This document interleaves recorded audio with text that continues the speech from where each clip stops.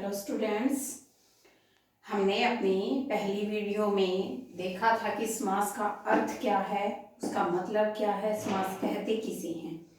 तत्पुरुष समास पढ़ा था, द्विगु समास पढ़ा था, क्रमधारय समास पढ़ा था और अव्ययीभाव समास पढ़ा था।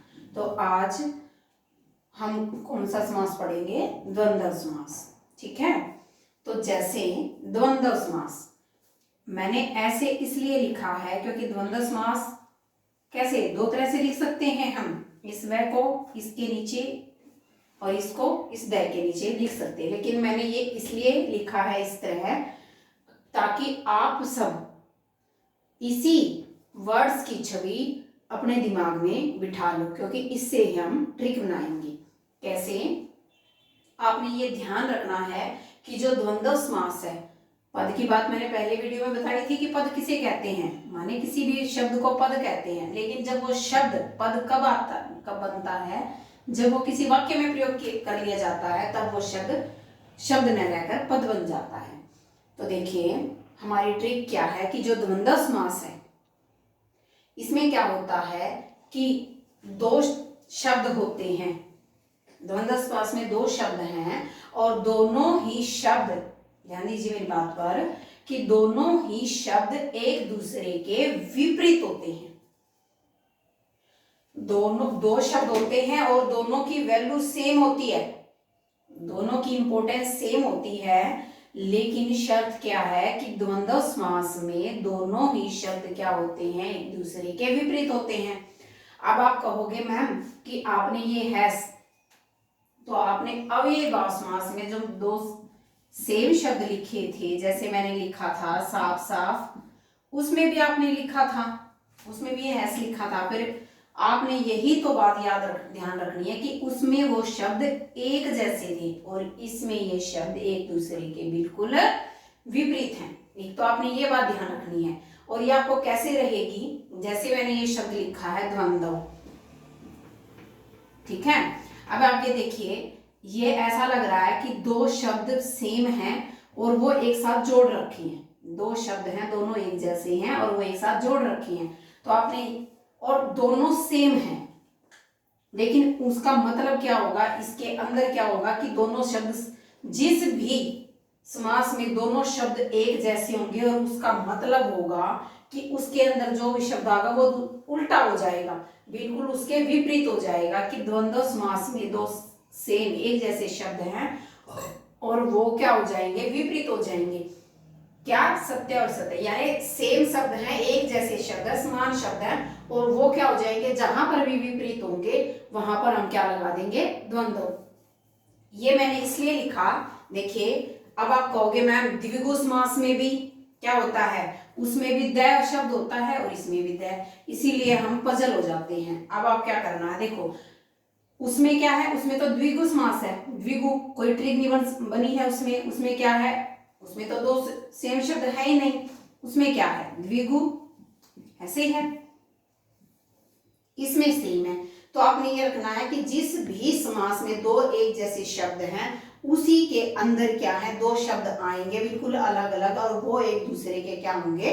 विपरीत। अगर आप इन दोनों की ये बात याद रखोगे तो कभी भी द वाले वर्ड में कंफ्यूज नहीं होगे कि इस तरह आपने ये शब्द याद रखना है, इस तरह आपने कल्पना में रखना है अपनी कि एक जैसे शब्द हैं, दो शब्द एक जैसे शब्द हैं, और जब उसकी व्याख्या होती है, जब कोई शब्द उसके सामने आता है तो वो शब्द एक दूसरे के बिल्कुल विपरीत होते हैं। इसमें तो ऐसा कुछ होता ही नहीं, ठीक है।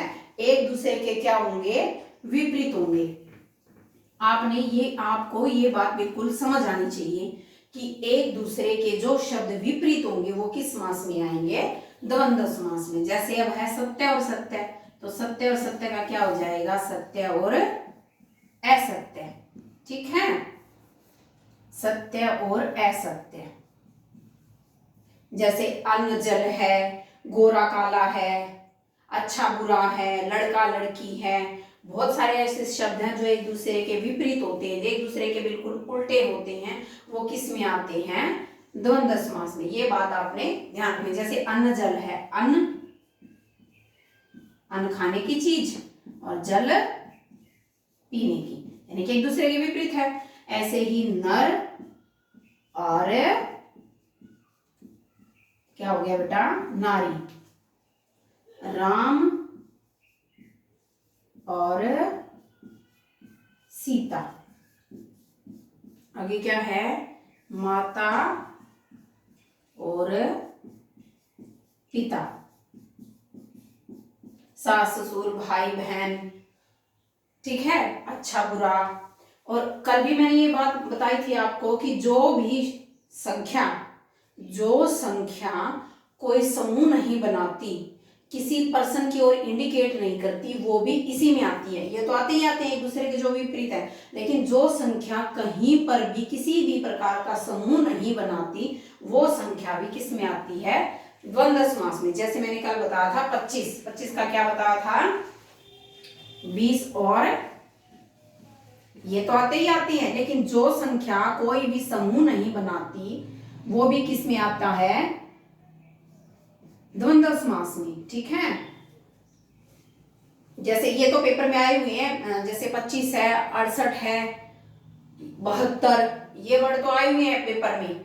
एंट्रेंस टेस्ट में, केवीएस के एंट्रेंस टेस्ट में ये दो शब्द आए हुए हैं, इसलिए मैंने आपको बताया है कि इनके अलावा की जो शब्द एक दूसरे के विपरीत हैं, उनके अलावा भी ऐसे कई शब्द है जो संख्यावाची होते हुए द्वंद्व समास में आते हैं, पर वो तब आते हैं जब कोई भी अपना कोई समूह न बना पाए, या किसी भी पुरुष स्त्री या पशु जानवर की ओर संकेत ना करते हो, वो उस कंडीशन में किस में आते हैं, द्वंद्व समास में।